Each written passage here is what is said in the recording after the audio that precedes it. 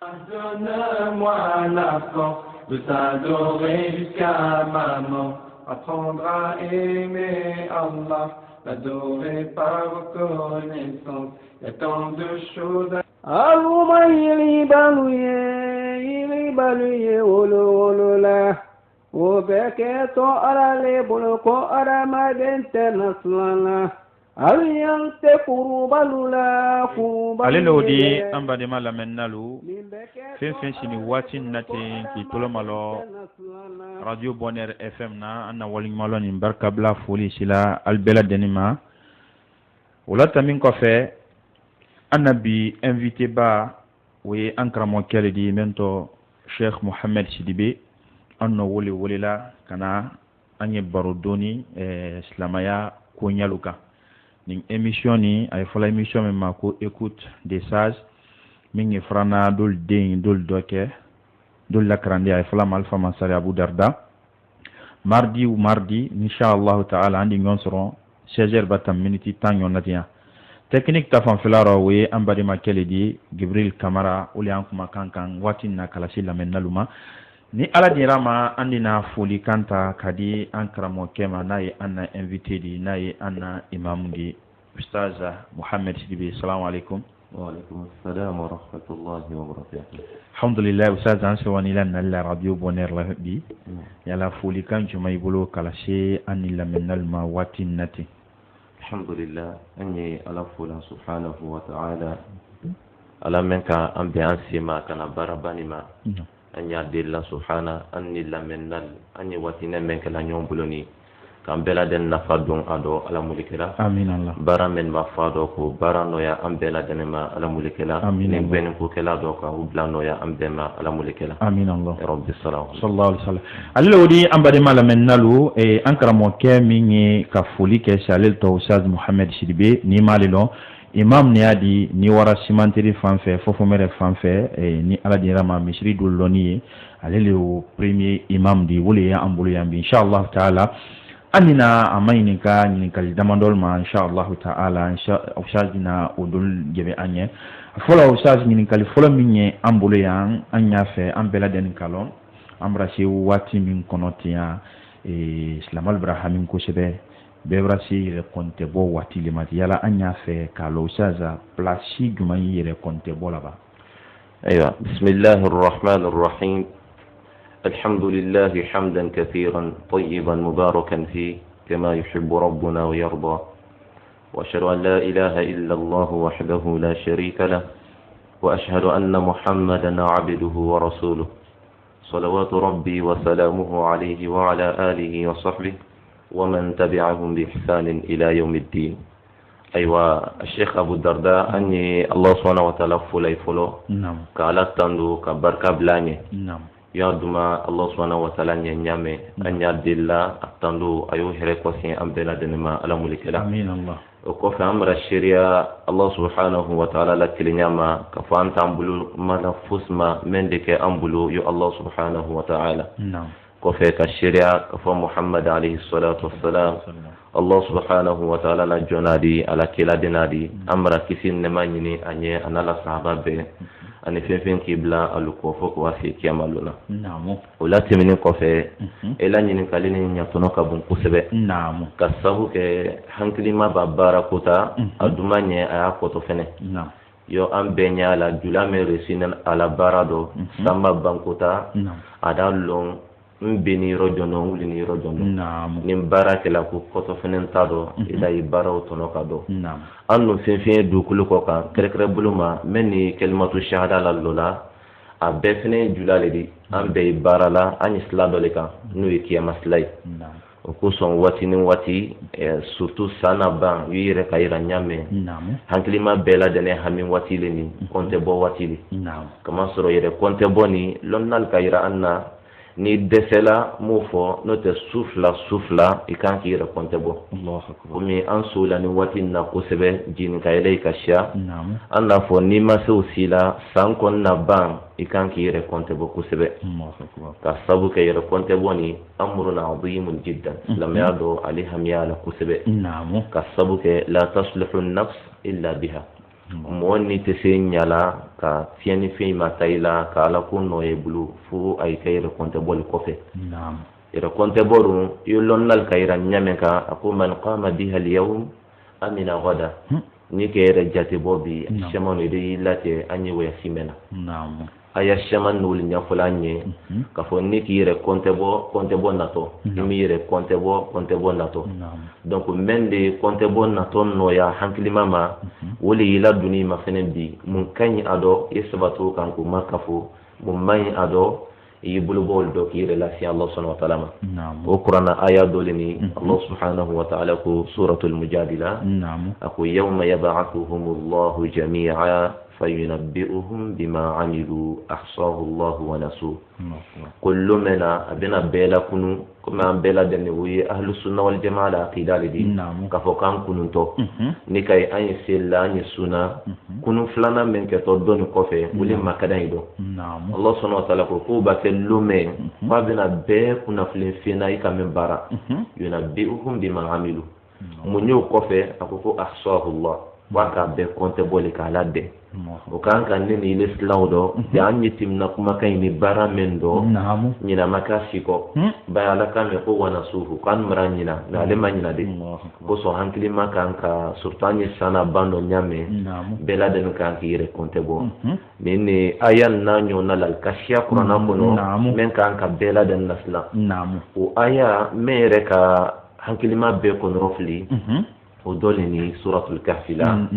الله سبحانه وتعالى ووضع الكتاب فترى المجرمين مشفقين مما فيه ويقولون يا ويلتنا ما لهذا الكتاب لا يغادر صغيرة ولا كبيرة إلا أحصاها أقول من السببنا الله على خلاف يتفسير لديان تفسير كيروديا أن يرميكو فترى المجرمين مشفقين مما فيه بلا سبب الله إن على سن اللومن وإذا يصوم من تربية دونال ما فين كلا كودو إذا يبسلان كسبوا كمودي من سبني إلى سبكون الله أكبر أيرة فلادي ما لهذا الكتاب وسبب سوجين وان من سوي فلو من قصة لا يغادر صغيرة ولا كبيرة إلا أحصاها الله أكبر إذا يكون دوماني ماتو بومبا ماتو وفايا بلا كفو ما يقول وجدوا ما عملوا حاضرا كوميرسان كان كالودو اني غاي من كلا الدنيا دوني وي غاي ندي توكا جاني ني كياماتا سيوا لالاكا يبرا غاي ابرا دافا مي ني غاي نا الدنيا دو يا كا سيوا سيني كا كاسي ايدا يبرا بيردي باكو يا لا يغادر صغيرة ولا كبيرة commerçant kan ki yɛrɛ ma fɛnɛ ku domani na bumba ali chauffeur kɛ mɔbili kɔnɔ a kan ka yɛrɛ ma fɛnɛ ku domani na bumba wele nala sela furukɛlali ma an kana se jamana mansakɛ ma a ko wa wajadu ma amilu hadira wala yazlimu rabbuka ahada adamaden de wa sɔrɔ sini fɛn n'a baara la a bɛ bɛɛ dɔn ni aya n'a ɲɔgɔnna layira la an na Sheikh Abu Darda k'a fɔ k'u yɛrɛ kɔntɛ bɔ tɛ koden di silamɛya dɔn ni mɔ hankili ma janya ila i sɛbɛ ila dina ma ila ni kunuko la bɛɛ lajɛlen kan ka fɛn bila ila programme dɔ olu yɛrɛ kɔntɛ bɔ de ba ala ko mɔ dɔli ma ko qul innal khasirina alladhina khasiru anfusahum dunya dɔ an ye perdre la na nafolo la i den de se sala i muso de sa ou bien furu de sa i fa de sa mais perdi men ka bon a bɛri ni mɛyi dɔn ni perdi la o la o tɛ se nɔrɔ bila la o kɔ donc an kɔni sewani walada na bi kosɛbɛ an ye ala deli la yɛrɛ kɔntɛ bɔ ka o nɔya an bɛɛ ma ala mulikɛla n kɔni mɛ a y'a laban min di la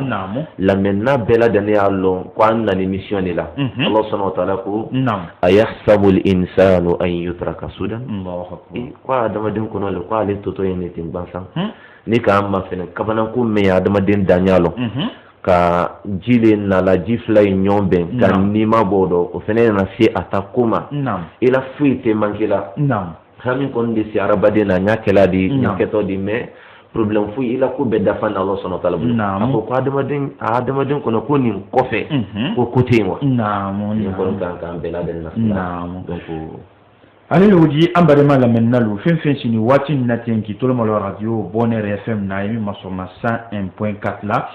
an karamɔgɔkɛ an na mɔba o le ye an bolo yan bi an y'a kan ka maɲininka ni m'ale lɔn a tɔgɔ ko ustaz Muhammed Sidibe ale ye premier imam ni di fɔfɔmɛrɛ fanfɛla yɔrɔ in dɔ a bɛra ɲininkali mɛ jebi an ɲa an bɛra faamuyali siyaman sɔrɔ yɛrɛ kɔntɛ bɔ ta fanfɛla yɔrɔ mɛ hali bi sa an tɛna an bolo bɔra an karamɔgɔkɛ yɔrɔ ustaz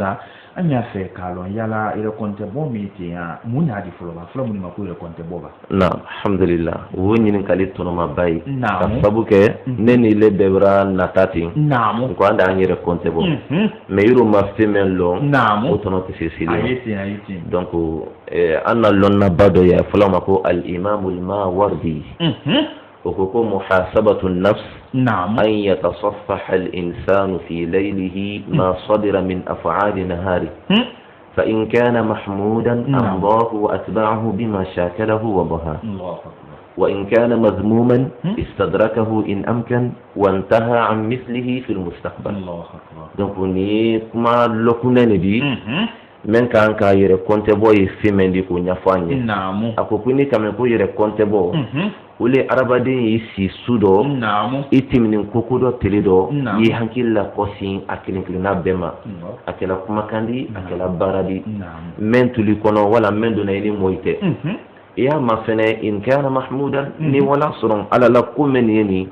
nin tono en ka ni ba fo kiyama ne se kuna yirina ne sara sara do hankilima yere konte bo watoro adi miri sinin kan kam fenenke men bunya bitad Allahu akbar na wala mafina alala ale timni kumi do bi alala nini fola sina ale rede maga hankilima la yere konte bo do ikoro ada ko istadrakahu in amkan edi re rattraper ka wula fa na de sikela tuma do la bitele mekeni neni ndoy comme sira masalan amra senyo ma burfindi amra bitele be me alala entre comme sira comme no ne jotaro me kiti bro adianela o surati manyere konte bo sudo ninka tilo alana amra nimsa ne sen kosi na mafakar sa riya fatara ko in amkan ne de sire rattraper la tienne do il kosi nuru te shekela do edi tension accident ki masro mema ire kosi akini masro ko taban ka Allah tubika ko ne ibn al-qayyim ko rahimahullah ta'ala kuni kame ko yere konte bo huwa nazaru al-abdi fi haqqi Allah alayhi awwala ire konte boy fin flal ibn al-qayyim na folido afolo ma ko adamadi Allah subhanahu wa ta'ala hakel ma fene folo menika afoni ki men ke ul ma fene folo yala nka hakel lon folo ba wala malo aflane mundi thumma nadaruhu hal qama bihi kama yanbaghi thaniyan afodon ma ko ire konte bo ibn al-qayyim na folido yere ma fene ala hake meni neka muso yibulu den yibulu sinyoni la badimali la ini baranyon ne islam itirili yala ulu hake meni ne kokan yala abe rempli nimba wala ma rempli aflana ya ma fene mara jeli kado ani ma jeli ke folo ko foto ni ma ko yere konte bo ko ni nyeme fola la sunyali buluma ale yere konte bo yikuma lokunani di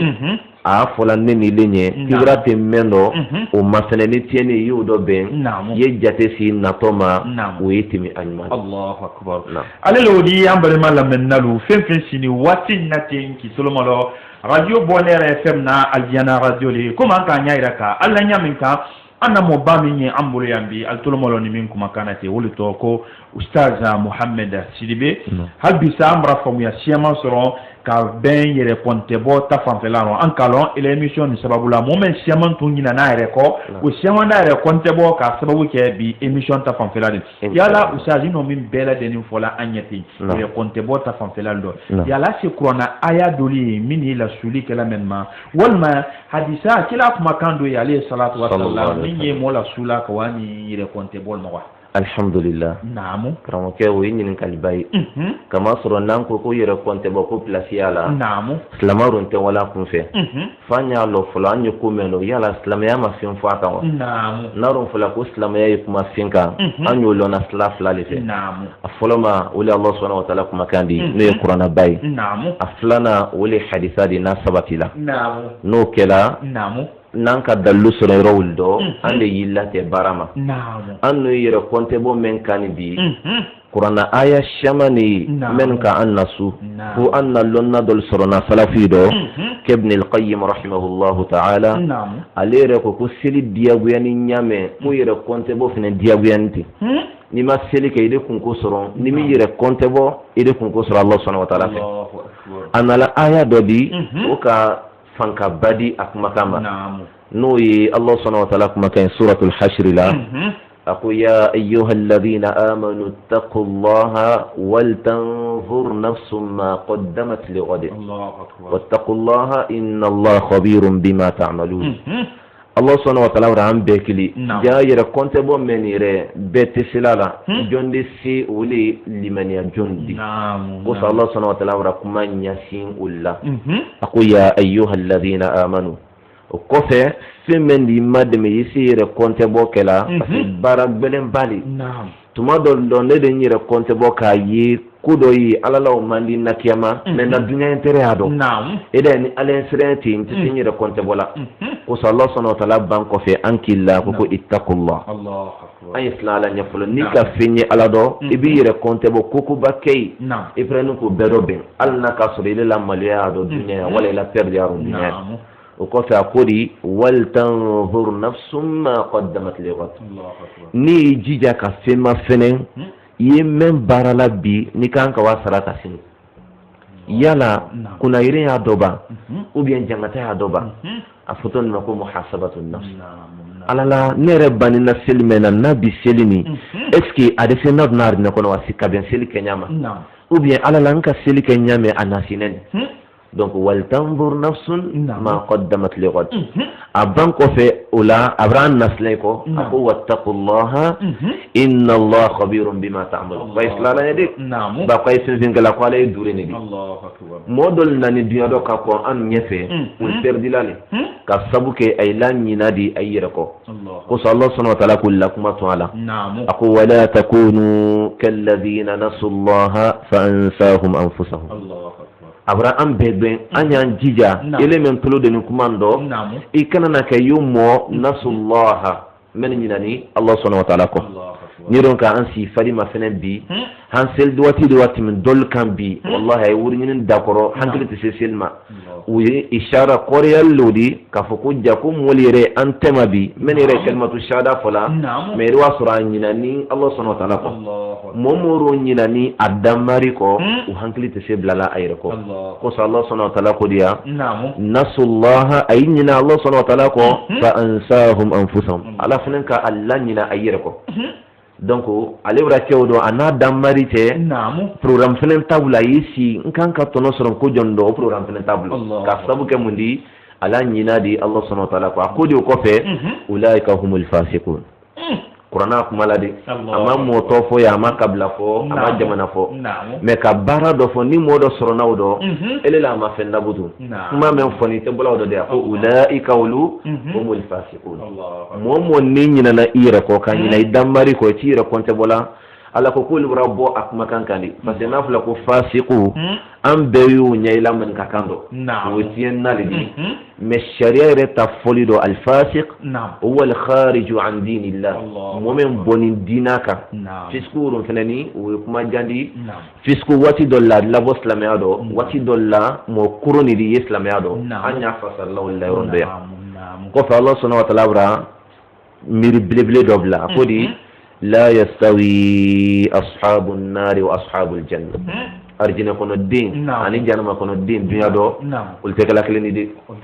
أرجنا كنا الدين جندي من جانتوني أيركو على حكم من يكايول ديلا أيتي من جاتي بولا نطو جاتي سينابلو قصا قولي أصحاب الجنة هم الفائزون أرجنا كنا الدين لني سرنا أني على الدلا kan be soron grupo do ala mulkela ni qur'ana ayayi Sheikh Abu Darda men da ira anna ko mo kante kanyina ire ko ikan ki ire konte boli aflana uye sahaba ke do la kuma ya flama ko Amru ibn al-As beladan kawlu Amru ibn al-As alila islama ya menaduna madun dinaro juna me aka place bata rasul ka kele dol kadfala sallallahu alaihi wasallam ma balitre ni k'ale ma fɛnɛ tumana min na kalo sera a ma a ma fɛnɛ a ye nima ka da na mais hali bi a y'a yɛrɛ compter bɔ la o kɛla ɲajɔ o la kala kitabu sɛman kɔnɔ ibnu shimasa al-mihri o ye kuma nakalla a ko mɔgɔ min tɛrɛna amru ibn al-as la kunna siro men k'i siya kunna kalo waati fo ale tɛrɛ o dɔn mais a ka sahabakɛ ye a bara kasi a mɛnna a kasi la o kɔfɛ a ka kun yɛlɛma k'a lawa danda ma a denkɛ nala i ma don a la a y'a ma sabari la يا أبتا أما بشرك رسول الله صلى الله عليه وسلم بكذا كن فا ويلا كلا ميلا سوى النوى عليه الصلاة والسلام عفوا سوسي من فاكا كدوبوالا ولا دونك رسول كلا سوى من فو تيدون فارجنا كنا نيامي نقول فو أفاكي نياسين دينكما anyi li halam ma fene o bakende ni ile dibi an be haminali an de keto de an kofe an na bien meni akela di an yere fene slani an wato kuma ma pasi an tu tan yere konte bola mais sabake kori inna afdala ma nuhiddu shahadata allah alla ilaha illa allah an ye fimen do bena a bero samati mo wato fimen di bulukiyama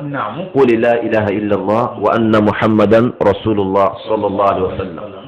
o kɔfɛ a ko a denkɛ ma a ko n denkɛ ko n mara miiri n yɛrɛ ma ko n mara silan kosɛbɛ a y'a ma fɛnɛ yɛrɛ kɔntɛ bɔlen a y'a kalo dɔ mais a biri miiri ka bɔ ale sɔrɔ ma ka na bila bi ma a bara tin ko mɛn dɔn ne ka ye sabali tɛmɛna mɔgɔ caman na a kun ye mɛn de don a ko k'ale k'a la dunuya si ka kɛ si belebele saba le de si fɔlɔ ma ko mɔgɔ si tun tɛ dugukolo kɔ ka mɛn gboman ale ɲɛ ka se kela dɔn sallallahu alaihi wa sallam ka sɔrɔ a kafiriya dɔn أقول فلو مت على تلك الحال لكنت من أهل النار كنت مسا كان تودو والله كنت من دون جهنم أقول فلما جعل الله الإسلام في قلبي أتيت النبي صلى الله عليه وسلم منامنا الله سبحانه وتعالى كسلم يا لنينا لني أبرادهم أدسكنا أكيد برانا لا سكلامة صلى الله عليه وسلم أقول رسول ما أبسط يمينك كي كني نسمع o kɔrɔle i bolo la sama n'i fo n y'a fɛ ka layiru le d'i ma hanye sa n tɛ bɔ i ta dɔw kɔ rasul k'a bolo la sama sallallahu alaihi wasallam ko ni amr ibn al-as k'a bolo la kɔfɛ rasul ko k'a kɛla de a ko kɛla ko n y'a fɛ ko ka sarati le minɛ i la alayhi salatu wassalam ko sarati o ye mun di a ko n y'a fɛ i ye layiru ta ɲɛ ni n donna silamɛya dɔ ni n jurumu bɛɛ de y'a fa ba ne bɛra tiɲɛni caman kɛ parce que badri ni uhudi ul bekela han kana fi hudaybiya ma momentre maka kay la pliedi o dole amr ibn al-as c'est qu'ale raslan ako yanin dun to dinaro ya foforo kun julmu bedi ya fa rasul sallallahu alayhi wa sallam ako ama alimta anna al-islam yahdimu ma kana qabla eko am kile malo ko islam ya fim beli la bena men konani ni ka hijira kɛ ka bɔ maka kana madina julumu fin fi la ko me braba ni ka hiji fenen kɛ i julumu me braba amr ibn al-as ko wati wala kuna ale tun sala wallahi ka tun be do argine kono muhasabatu nafsi lin ako rasul kɔfɛ butu sallallahu alaihi wasallam ale bara kɛ mansa de jamana dɔl kunna abra kuntiya kɛ abra mo shamanto nyo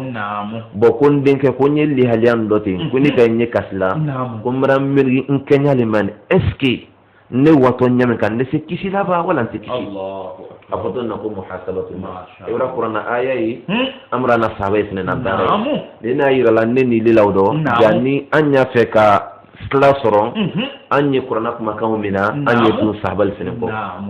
ala ande asiya amin allah hal bisa alal wudi ambare malamen nalu almensini watti ni natin ki tolo malo radio bonheur fm na an kalo mo siama balente mi ya fe 4 nin baro ni no insha Allah taala ɲini kali ambule akasi an kan kamendi an karamo tema kama sɔrɔ la bi émission ni a nafa ka bon kosɛbɛ a y'an na sula ka wa yɛrɛ kɔnte bɔli ma ni mɔgɔ min y'a fɛ teriya bolo ma ka tɛrɛ an na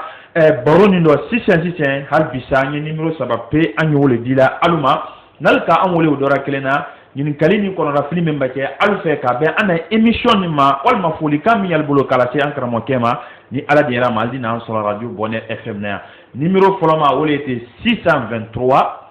62 62 63 an y'a la quoi c'est 623 62 62 63 on m'a tamidi c'est ka woleli kɛ numéro ni fana na o de 655 55 10 55 655 55 10 55 walma 669 88 46 46. Allo ambadema do yanko. Allo, salam alaikum. Salam alaikum. Wa alaikum salam. Fa ito di ekili kala kitoni. Ne tɔgɔ le Lazi Bintumadi Kante. Ikante. Yala kali juma ibolo walma foli juma ibolo kala se ankara mo ma wati natin. Radio Bonheur la. Ne bɔra sigiri ne ye Conakry an ta ila émission min radi an ye. Ala di ala ye. Foli y'a ye.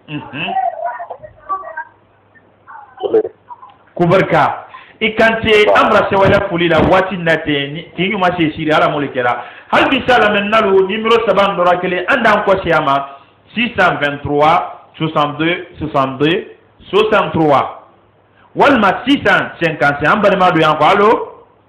Allo, salam alaikum. Wa alaikum salam wa rahmatullahi. To de kili kala kitomi mabora do la do Ibrahim Sano. aha isano Ni kana wole kala tawiya ka ken muso bela den fo anye wati nati radio Bonheur la yala ngini kali walma fori de may bolo kala se ankara mo kema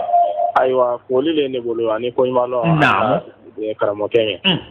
ala emission ni dumambale emission ni male naam anye baraka do kala ala baraka do ayro amin allah ala mentele di ambela amin allah vraiment ala emission abra diani ko sebe ala di ala yen anye ala tara la do nyanyi ko barka amin inike ali sara halbi sambar mabere yango wi allo.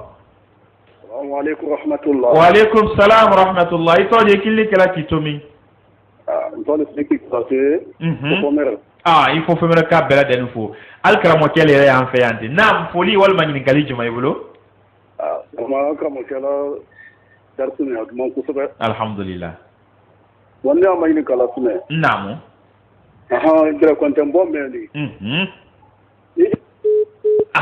ambra fo ambari mawla mais an kalo inshallah taala do dina se an ko fo nyin kali siama bale an yira kan fana bulan kan kamendi ustaza Muhammad Sidibe ma ambari ma bare fana ni nawi. Allo, salam alaikum. Allo ano bra fo nyonko halbi sa numéro 7 dora kele. Allo, salam alaikum. Wa alaikum salam alaikum. Alhamdulillah na ito de kili kala kitomi ano bra fo nyonko inshallah taala radio Bonheur FM anol ni nyombolo ni ala di rama inshallah taala nalka numéro 7 dora kele. Allo, salam alaikum. wa alaikum salam wa rahmatullahi foli de don awa ko barka ila foli la ile bola mi todi mara Sidibe ke la sewa ala ya sara amin allah ala loni amin allah ala ya sabati amin allah akoro kele me sabatra masha allah alhamdulillah Sidibe jazakumullahu khairan amin jazakumullahu khair. ale la wodi ambade malo usaza nyira ko le fo ire ay la killi meiro ya ira kala ko bi émission ni la menalo ala mena na fa fenala la triali bolo ma usaza an kalo moli killi kala e anya fe kalo ana mo nyuma min tamini na ye as-salaf salih yala salaf salih na mo men wodi yala wultumbe ali de konte bowa anya fe kalo yala salaf mo la si wultumbe ali de konte bowa na alhamdulillah Sheikh Abu Darda yo an kayra nyame finfina nala Qur'ana kono ni rasulullah kuma selama sallallahu alaihi wasallam mu'min na bara warala wala katimi bela denka wali anna as-salafu salih na'am ne kame ko salafu salih usaidi yake to ambare madu yanko wi allo. Assalamu alaikum wa rahmatullah. Wa alaikum assalam wa rahmatullahi wa barakatuh. Ito di kili kala kitoni. Jallo akora kenena. Naam, jallo aidi kil ngin kali jumay. Nyampe ka nyin kan leke. Naamu. Nko momen ka jene yake. Abra den lolusro. Abra den lolusro ayape ka tubi sine. Naamu. Est-ce que wo moti ise tubila? Ila ni o den wo bana bunya ama education nyuma di den wolma. Ila ni kali ni ko barka ila ni kali na kama soro ni kali na kama balite adi do yele konte bo kono parce ma bra yele konte bo wolo ko so bra lo tubila idi to ma lo ankara mo kela insha Allah taala Sheikh Muhammad Sidibe ambari mala ni kallodi mole mendi de musule men abra den lolu soro na en tout cas sur cela les cas la cela traité mais bi abra yele konte bo wol ma afe ka rela si alama yala asiku ala di ya fa o ma wa usas alhamdulillah anyi badima fula namu anyi Allah subhanahu wa ta'ala dilla anna linye alaydi subhanahu ka tubi ɲuman di an bɛɛ ladɛnɛ ma ala molikɛla an ba tubi min kɛ k'o di ala subhanahu wa ta'ala ɲɛ ala molikɛla an ye min fɔla badima bɛɛ ɲɛ ka bɛɛ dusu laji fɛn ni ka ko mɛn silamɛya dɔ ka daminɛ abubakar sidik ma radiyallahu ta'ala anhu o mɛn ka fisa bɛɛ ladɛnɛ di ba hadisa dɔ nala lɔnna ye hadisa ma jila أقول أبو بكر أفضل الناس إلا أن يكون نبيا وهذا الحديث ضعيف ونين كلا نسيكا منظوم بلا دين بنا أبو بكر الصديق لا في سمانتيا لما ونالا في سمانتيا كان في عمر يرما بلا دين ترى دينا غريدو annon kalo fimme ya arabaden non minala e kana ala kota ke kana bo arabaden sansan kono wole dinadi ni dinati arabaden ni dantan bela den kayama parce que memba ji kono wole kele bulu Allahu akbar wole ko son islamiyan na ko fe Allah subhanahu wa ta'ala ka qur'ana aya ile di men ka an bela den sulaji ka an bela fere ka sala kanye o aya badolini qul ya ibadiyalladhina asrafu ala anfusihim لا تقنطوا من رحمة الله إن الله يغفر الذنوب جميعا قل يا عبادي الذين قل رسول عفونا جلني صلى الله عليه وسلم abiri wule jonyala la kwali batieni ke atabulu bolaido atalibi na Allah subhanahu wa ta'ala ka baido iteke fuita di fayreta ko sabra ankili alladhina akum wal koyi ne misri kono wal tadi namu aha kramo itadi don koyi alladhina asrafu ala anfusihim memratieni bake ayrema alere malon ko ala dia fama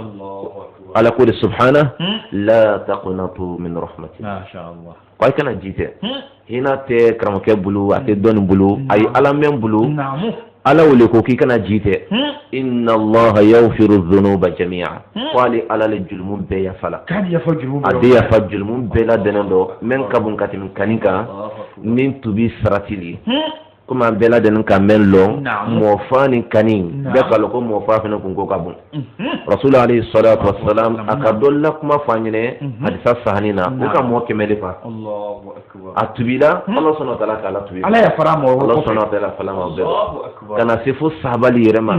أكو الصحابة دول ما كوني حدو ترندبون مودو أتبي كفي كوتي كنت محدو بيرو نو يا عبد الله ابن المغفل دي usaza sibe ana watini akado kushebe amba ni mabaya fulani na we allo salamu alaikum allo salamu alaikum wa alaikum salam fa to de kili kalami diki jabate le mran ko fe sama ijabate nam bismillah mran ke la ngi kan darsu ya fa kalon ya ba be ba baras suliro kile kono ini tulo mala la inshallah ustaza yala ngini kalini ko batam bara be robe sinyo yale kelin ko yi ngini kalini atona yala kusebe yani kuma an ka tubi ko men damne ande dakunya flado ma dala kiriya buluma si tubi ko ni an bela dan ne ko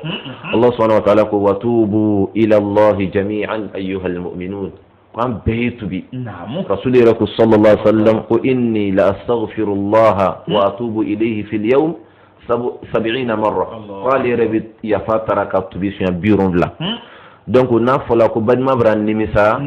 ana fayne lonnal ka shurutu dolira ba do ya nyasika baba jasedi no te be wala han lulu be tan wala honum la a folo mawli an nadamu ala ma fat men keni asro nimisa tido aba hankli ba jiya ko kuta nimisa na aduskuna wole afolomandi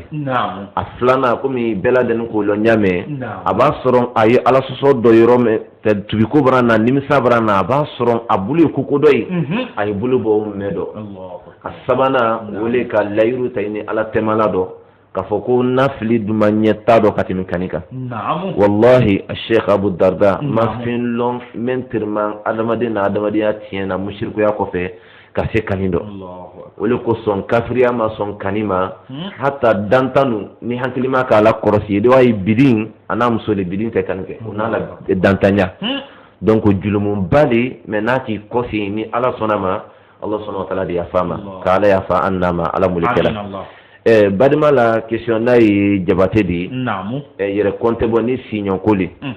an da fɔ an ye yɛrɛ compte bɔ ye kuma lɔkundɛ de di kuma bɛɛ ladɛnni y'a dɔn Allah subhanahu wa ta'ala hakɛya dɔn adamaden hakɛya dɔn n'a dɔn fila ko adamaden i ni mɛn ye ɲɔgɔn ye la tele dɔn o le bɛɛ ladɛnni ko ye o dɔ le muso di o dɔ le siɲɔn di o n'a ɲɔgɔn dɔ bali siɲɔn yɛrɛ la ko gɛlɛyara kosɛbɛ Abdullah ibn Umar ko fɔ ko mɔgɔ dɔ nana Rasulullah lɔ ale ɲɛkɔrɔ sallallahu alaihi wasallam a ye mɛnna ɲɔgɔn ye kɛla fɔ dɔɔni ale de b'a fɔ kelen ye ko cɛ bila a de b'a fɔ cɛ ɲɛna ko kelen bila i b'a Rasulullah mɛ a lɔni sallallahu alaihi wasallam Rasul na a ko cɛ ni miiri tɔrɔ de Rasul ko awa ra'ayta ko yala k'i k'a ye wa a ko a jari qala innahu Jibril i ka nimɛn lɔni o de ko Jibril le a ko ma zala yusini fil jar an ka waati janba nin bɛɛ kɛ nin k'a tɛrɛ kuma la ɲɛ si ɲɔgɔn na ko le kan hatta dhanantu annahu sayuwarrithuhu ko fo n wala ji k'a fɔ ko lallikana nɔ ko Jibril bɛna fɔ ɲɛna ko mɔgɔ si ɲɔgɔn b'a san b'a si ɲɔgɔn kan k'a cɛ ta hakɛ la bonya kojuguya ma donc n'a fɔra ko k'i yɛrɛ compte bɔ i ni mɔɔ ye ɲɔgɔn ye la télé dɔ i kan k'i yɛrɛ compte bɔ mun tɛmɛnen i n'a kɛ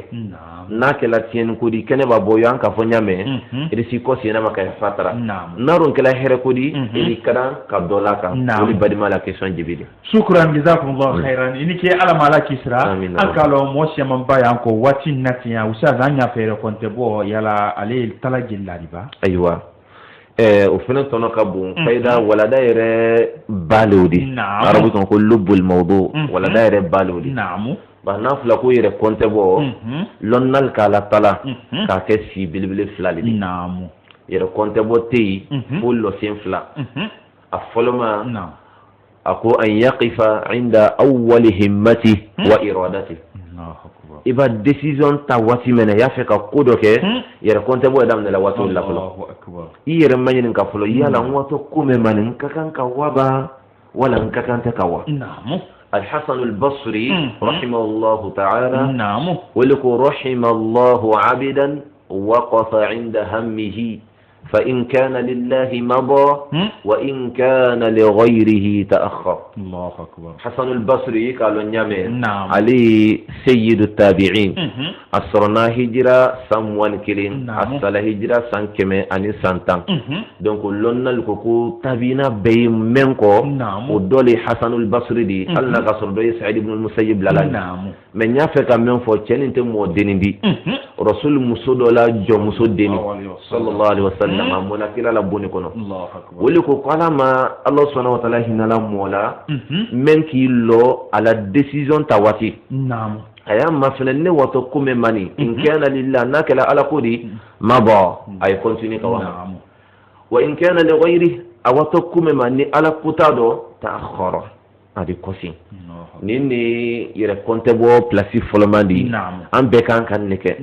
mais ni mo bana layra bilala yere compte bo tadi bara rabankela yorana nimisa yere compte bo bara ko febutu lonnal ko ko ila talala ka watala saba afoloma wali muhasabatuha ala ta'atin qassarat fiha min haqqillah nafula ku yere compte bo ina fam be ba boya sisen sudo kan ki yere compte bo nya sabale ma afoloma ni Allah subhanahu wa ta'ala hakedi folo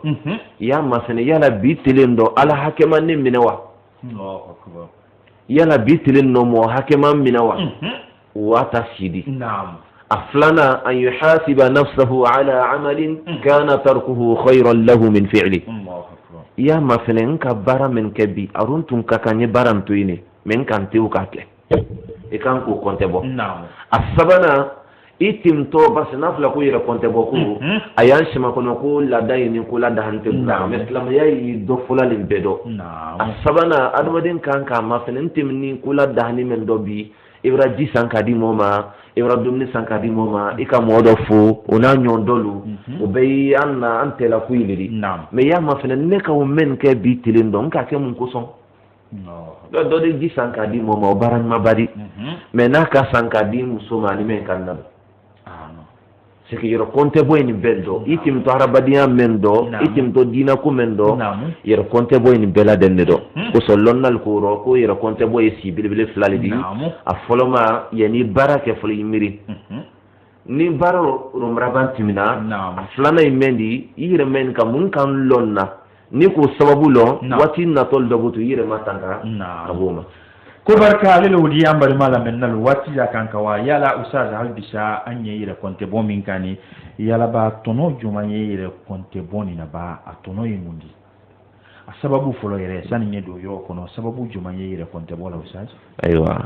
alhamdulillah yere konte bo sabu men kanka ala semoma akasia kusebe ngande na doni fwado me ande se ka foka tin tambera lanka flani saba soron de la menna bebo sabu men kanka ne pousser ka ile pousser de kadan ki yere konte bo والسبب برنيتا يمندي ولمعرفته أنه كلما اجتهد في محاسبة نفسه في الدنيا كلما استراح في الآخرة الله أكبر مو أن تنكي يرى كنت بولا كي يرى دوبر الدنيا دويا يا لون كفوكي إدهن نكيا ما إلا كنت بونما مني موصلة كسر ينيان سانني إذا كنت بودي بليا كيما بص عمر بن الخطاب رضي الله تعالى عنه أي ولا سر السالين كوفي fin bilibili fila Umar belena Umar ni arabu le di kom bela den ko lon kuresile mol dona musuka Umar tere munna wala mun tere Umar ni alate fadi fan ben noroni ma abelen fini nso wala ka wa yiri do tabuna kanawdi molma ko nya yiri menan ko Umar tere ay bisila yiri melna Allahu akbar aba ma fene sudo a wani yoro dro tiliro anala tun ka kan te ka way ko dala yiri nin ta ka damando ba siendo ko yani alay wan seni mina wala Umar fulo da ba donc a foton nima ko yere konte bo mo ko ni bi yere konte bo nyani kan ya lon ka foko ila feren kema ko sebe a flana ya lon ka foko ila gagné yere konte bo do dunya do ya niki yere konte bo na kala kenyama résultat mi ala woli suknal firdaus ala la nesela kan yere konte bo ko do manina bombado Allah subhanahu wa ta'ala kan ben sima ala la ndiana ko do le ngol tuy parce que na yere konte bo do nyay lan ko na hreto do toriya mewri lonnal ko ko tono bilbile mewla wole sukna al firdaus wole firdaus la sorni moro malon ko ko ba kembul ko arne be sorado ni kala hankili mari ikan ki sebedo ko kunyama fimen kanka anna suka wayre konte boma doli suhbatul akhyar moy jija tiri kila me tiri jonkuyi me tiri nyumadi wati bela defu meni la defu fine ni na dena ikanka men kala kudo ado yiri la wuri denyoya odi mademe yere konte bola kusebe me tunawla wuli an-nazaru fi akhbari ahli al-muhasaba menu timina anya fe anka salafu men nakuma foni doli ki yere konte bo lonna do sorona aka 117 ke ayisi la place kele na misri kono ama boy juma londo la saya kala ma sinyondo ale mana fo wala hasil wati awala soro modo brasi a place la me na wati misri la akoko ayro kono ko ne bramalia isam bisaba ne si la yoro meno ko mo bi ko mol ko mo kana fo ko manabi yoro do yere konte bo ma fene di jasam bisaba o bekala yi ala soso la ne reta kala ala soso o mundi wuli ja ayin na men kala jono da duman trane lumbe moli wasoro wasi ni yoro do jasam bisaba juma sele ayere yara kala bedo alere ko ayere kono ko kiba nyimmale la wallam sirlabi kontre wali men kala kama ka ala ni fa mo ile ko akoko bitan ko fe ko place ta mbulum sirla lolo butu nan la juma do place ko la mun ko la sama wala muhasabati donc la kibariya men yi ni kala krankela di e kan ko nyanyini ni ro make krankela di e kan ki madu lonna la men se ka ul nyafine ne sobul dia al kon kasiya men kan ka fo la su ira konta boka ale lodi ambade mala men nalu bara belade ni wati de di fayda tunyare ko bulu mana emission abra wati men da tellement ki an nafaka bu fabra doya anyana meni ala dira inshallah taala ustaz Muhammad Sidibe ni ala dira ma ni emission keleni londo la amena ni nasi radio Bonheur FM na yala foli kan jumay bolo kalase ani la men naluma aywa Sheikh Abu Darda ani de folo fula ele men sababu di ani fenfen na yi radio bara kuna ya na se fondateur ma na police la bela denema fenfen na ka tulu sinka amma poli o bela denema kere buluma men yɛrɛ ka an kili ka foli bila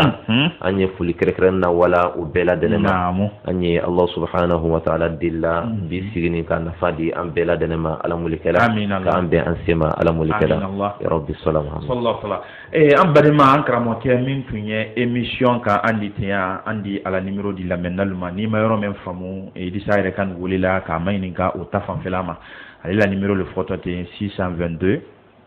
97 52 60 622 97 52 60 et technique ta fanfɛla rɔ o le tɛrɛ ye an balimakɛ di an terikɛ min y'an kumakan bila la waati na k'a se lamɛnnalu ma n'a ye Jibril Kamara di ala maa si barakala micro ta fanfɛla la n'a ye ni émission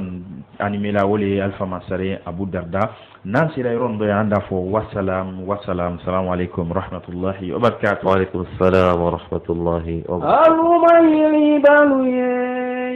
balu ye wolo la o bɛ kɛ tɔ ala le bolo ko adamaden tɛ nasulan la hali yan tɛ kurubalu la kurubalu ye yɛrɛ la min bɛ kɛ tɔ ala le bolo ko adamaden tɛ nasulan la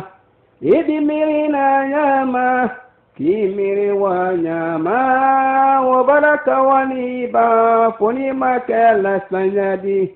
La ilaha illallah, la ilaha illallah, Muhammadu mantonu, c'est la julute d'enfina. La ilaha illallah, la ilaha illallah, Muhammadu mantonu, c'est la julute d'enfina. Aliyante du kolo ye yere la. O bɛ kɛ to ala le bolo ko adamaden tɛ nasulan na aliyante baji la ko baji ye wurunu la o bɛ kɛ to ala le bolo ko adamaden tɛ nasulan na i bi miiri fa suma k'i miiri na tuma o baraka wani ban sɛlɛ